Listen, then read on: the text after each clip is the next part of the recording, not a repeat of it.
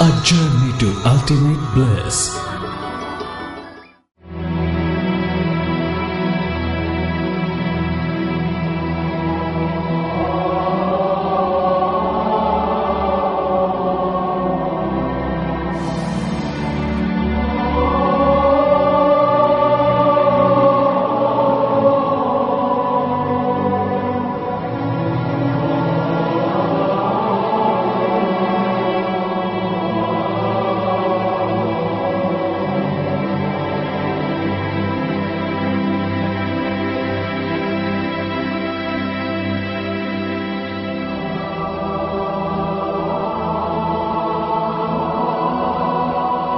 क्षिति जल पावक गगन समीरा, पंच तत्व मिली रचहु शरीरा।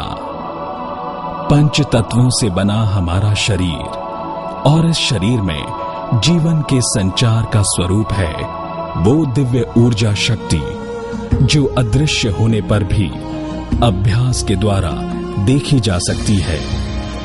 इस दिव्य ऊर्जा शक्ति को वेदों में ऋषि मुनियों ने आभा मंडल, प्रभा मंडल, ओज, तेज और दिव्य पुंज आदि के नामों से परिभाषित भी किया है।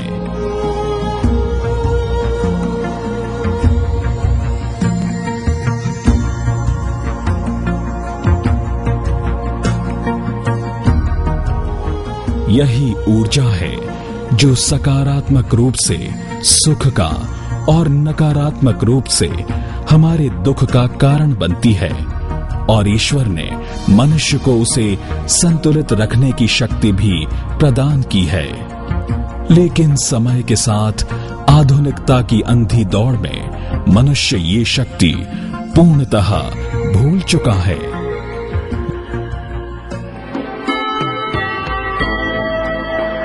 लेकिन एक शख्स है, सहज, सरल और अलौकिक व्यक्तित्व, डॉक्टर जीवनलाल, जिन्हें ईश्वर की कृपा से आभा शक्ति यानी ऑरा का ज्ञान हुआ और वर्षों के लंबे अनुसंधान एवं साधना के बाद उन्होंने इसको पुनर्जागृत करने का संकल्प लिया है।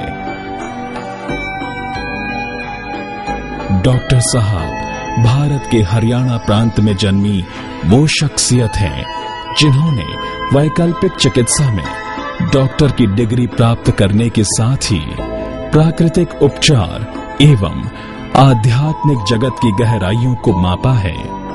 इसके साथ ही डॉक्टर साहब advance clinical hypnotherapist, meditation instructor, reiki grand master और डाउजिंग मास्टर भी हैं।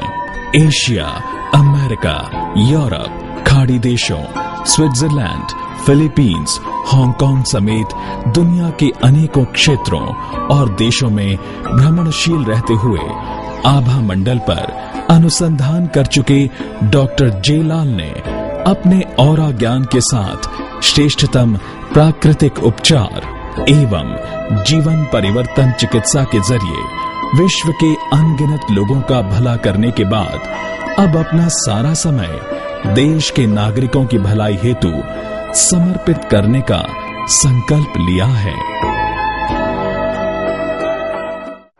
नमस्कार दर्शकों, मां गंगा के इस पावन तट पर आज हमारे साथ हैं ऑरा गुरु डॉक्टर जे लाल।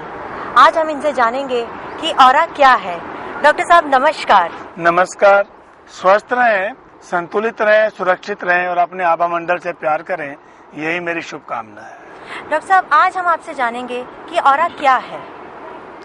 प्रत्येक व्यक्ति, वस्तु हर अपने चारों ओर एक ऐसी ऊर्जा को घेरे हुए है जो दिखाई नहीं देती लेकिन वो विद्यमान रहती है और वही आदमी की पर्सनैलिटी, आदमी की सोच, आदमी के सोचने का तरीका और कार्यशैली को निर्धारित करती है यानी शरीर के चारों ओर फैली एक ऐसी ऊर्जा, एक ऐसा प्रकाश जो दिखाई नहीं देता, लेकिन जीवन में जिसका ज्ञान होना अति आवश्यक है, उसको ऑरा बोलते हैं। हिंदी में आभा मंडल कहते हैं, प्रकाश पुंज कहते हैं, ओज कहते हैं और तेज कहते हैं। आपने देखा देवी देवताओं के सर के चारों ओर एक छाया होती है, एक रोशनी होती है, गोलाकार की होती है, तरह तरह के रंगों की होती है। पहले हम ये सोचते थे कि केवल उन्हीं की होती है, संतों की या आध्यात्मिक गुरुओं की, लेकिन बाद में ये महसूस किया कि ये तो सबकी होती है और सबको इसका ज्ञान होना अति आवश्यक है। डॉक्टर साहब, एक आम आदमी इसको कैसे महसूस कर सकता है? हम कभी कभी कहीं पर जाते हो तो हमें लगता है कि इस व्यक्ति विशेष से हमें बात करनी चाहिए। आपको उससे मिलकर खुशी होती है, प्रसन्नता महसूस होती है, आप हल्का महसूस करते हैं। और दूसरी जगह जाकर आप किसी व्यक्ति से मिलते हैं, आपको भारीपन लगता है, चिड़चिड़ाहट होती है, तो आपका मन नहीं करता। तो यानी आप उस व्यक्ति की ऊर्जा को ग्रहण करते हैं या पुश करते हैं या धकेलते हैं। या कई बार किसी मकान में जाकर आपको लगता है कि मैं इस मकान में रहकर बहुत खुश हूँ, मुझे अच्छा लग रहा है, मैं लाभ की ओर चल रहा हूँ, तो आपको लगता है कि ये ठीक है। तो वो ऑरा ही होता है जो आदमी के अपने ऑरा के साथ मैच करता है। तो यानी ऑरा के महसूस, जैसे पक्षी हैं, जानवर हैं, जैसे सुनामी आई तो उनको पहले से एहसास हो जाता है कि भूकंप आ रहा है या भूचाल आ रहा है या आंधी आ रही है, उनको ओरा से पहले से ज्ञान रहता है। हर व्यक्ति ओरा को प्रतिदिन पहचानता है, लेकिन इसके बारे में ज्ञान नहीं रखता। तो सब ओरा कितने प्रकार का होता है? ओरा 2 प्रकार का होता है। एक होता है बाहरी ओरा, आउटर ओरा, एक होता है इंटरनल ओरा। इंटरनल ओरा हमारा शरीर से 2 से 6 इंच की दूरी पर होता है और आउटर ओरा जो हमारा वो 7 से 9 फीट की दूरी पर होता है। तो डॉक्टर साहब, जैसे आपने कहा कि ऑरा हर कोई देख नहीं सकता है, तो फिर हमें कैसे पता चलेगा कि हमारा ऑरा किस तरह का है? नहीं, प्रतिदिन हम क्रियाओं से अपने ऑरा को जानते हैं जी।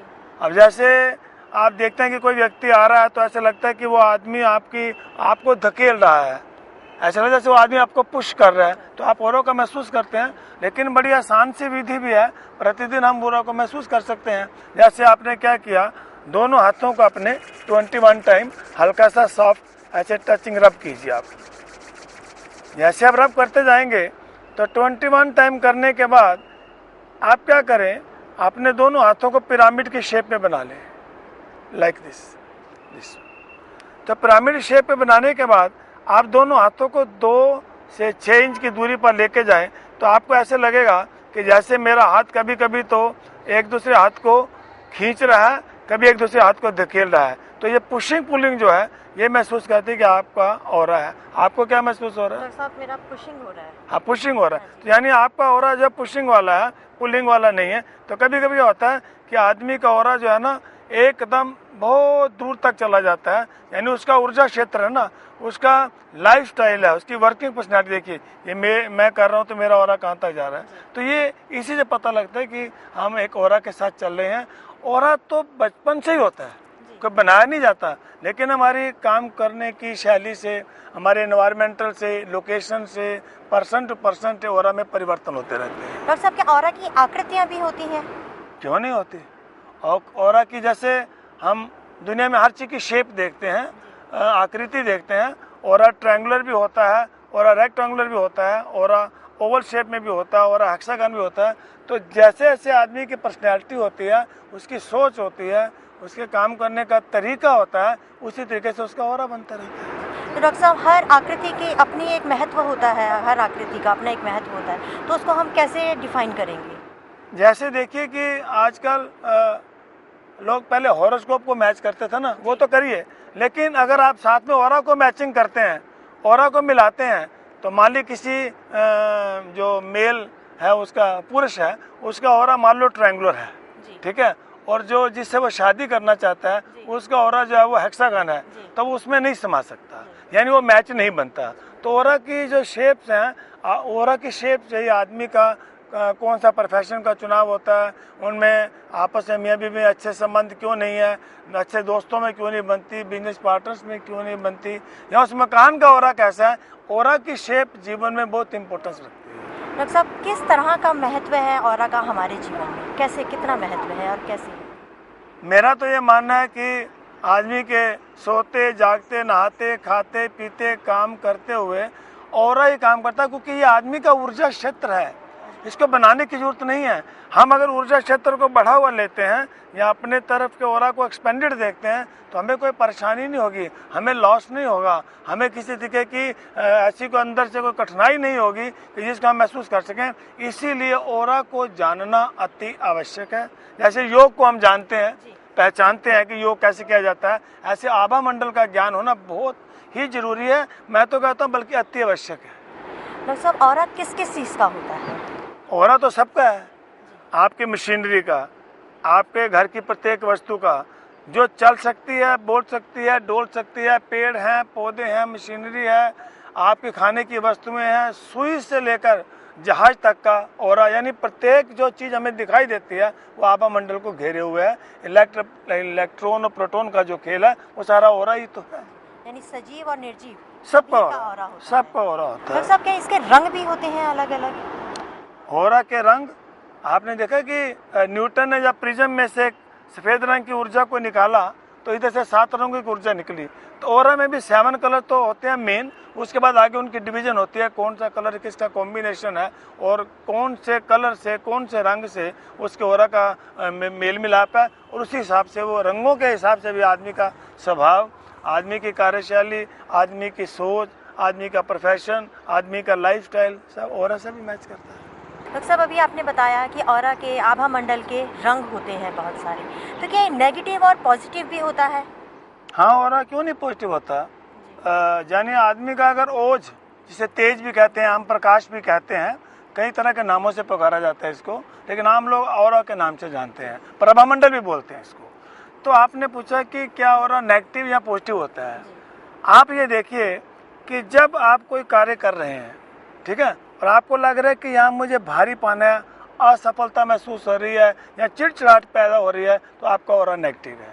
और चिड़चिड़ाहट, क्रोध, जेलसी, एंगर, जितने भी है ये बैड एलिमेंट्स हैं, ये सारे जब आपके डिस्टर्ब होते हैं तो आपका ऑरा श्रिंक हो जाता है, आपका ऑरा कमज़ोर हो जाता है। लेकिन जब आप प्रसन्नचित हैं, लाभ की ओर चल रहे हैं, आपको लग रहा है कि जो मैं कार्य कर रहा हूँ मुझे उसमें पूर्ण रूप से सफलता मिलती जा रही है, तो आपका पॉजिटिव हो रहा है। यानी ऑरा नेगेटिव पॉजिटिव नहीं होता, आदमी का ऊर्जा क्षेत्र नेगेटिव पॉजिटिव होता है, और वो कर्मों के हिसाब से भी होता है, कार्यशैली के हिसाब से होता है, एनवायरमेंटल भी होता है, स्थान के, वस्तु के हिसाब से भी होता है। डॉक्टर साहब, जैसे भी आपने बताया कि नेगेटिव और पॉजिटिव होता है, तो इस आभा मंडल से, इस ऑरा से हम अपनी समस्याओं का समाधान भी कर सकते हैं? कौन सी ऐसी समस्या है जो ऑरा से हल नहीं होती? चाहे वो ग्रहों की चाल हो, चाहे वास्तु के दोष हो, चाहे किसी के बिजनेस में परेशानी हो रही हो, या किसी के विवाह में विलंब हो रहा हो, या ऐसा लगे कि मैं हर जिस काम में हाथ डालता हूँ असफलता हो रही है, या मेरे शरीर में भारीपन है, फिजिकल, मेंटल, इमोशनल, हर तरह की बीमारियों का इलाज आभा मंडल के द्वारा होता है। इसकी विधियाँ हैं, और सबसे आसान तरीका है अगर आप प्रतिदिन अपने आभा मंडल को साफ करते हैं।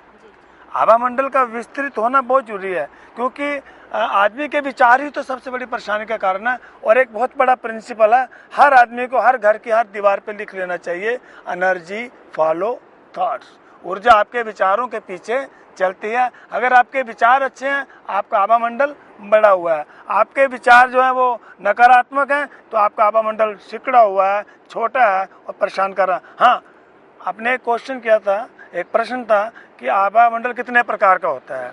तो जब आदमी का आभा मंडल, बाहरी आभा मंडल भी 7 से 9 की बजाय 2-3 फीट दूर रह जाता है, तो आदमी को बीमारी आनी शुरू हो जाती है। और मेरा ये मानना है और अनुभव भी यही है कि सबसे पहले बीमारी आभा मंडल में आती है, इसीलिए आभा मंडल को प्रतिदिन साफ करना चाहिए। और सब इसको कैसे साफ किया जा सकता है? अब बहुत सी विधियां, लेकिन आसान विधि तो सब लोग कर सकते हैं। एक तो आभा मंडल के जो लोग इसको सुन रहे हैं वो ध्यान रखें कि आभा मंडल को साफ करने के लिए, आभा मंडल का ज्ञान करने के लिए आपके अंदर एक जागृति होनी चाहिए, एक जागरूकता होनी चाहिए, एक इच्छा शक्ति होनी चाहिए, क्योंकि इसको करने के लिए किसी और के सहारे की जरूरत नहीं है। अपनी बीमारियों का स्वयं इलाज करें, अपनी परेशानियों का जो समाधान है वो स्वयं करें, क्योंकि आप जो रोगी हैं, आभा मंडल को साफ करके आप एक खुद के डॉक्टर भी बन सकते हैं। तो सबसे आसान विधि क्या है?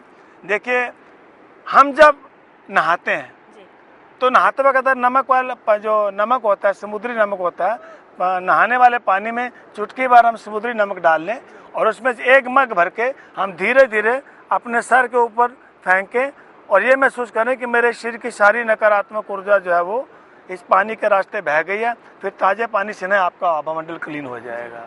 घर में जो पानी के पोछे लगाते हैं उसमें आप समुद्री नमक डाल दें और हो सके तो आप एक नींबू निचोड़ दें, हरे रंग का नींबू निचोड़ दें, पोछा लगाएं तो क्या होगा, आप घर का आभामंडल साफ हो जाएगा।